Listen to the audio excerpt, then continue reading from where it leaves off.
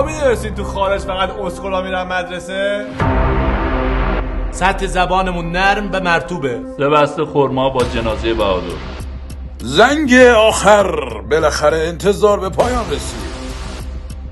آقا دیروز رفتم خونه عمتینا، آقا هی در زدم پربیننده ترین سریال اینستاگرام،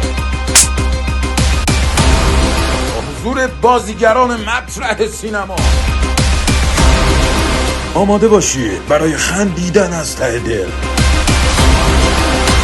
خب الان چیکار کنم؟ دست بزنم واسه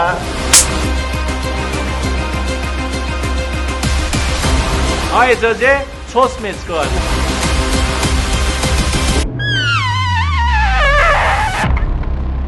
آقای گرگ، سریال زنگ آخر فصل دوم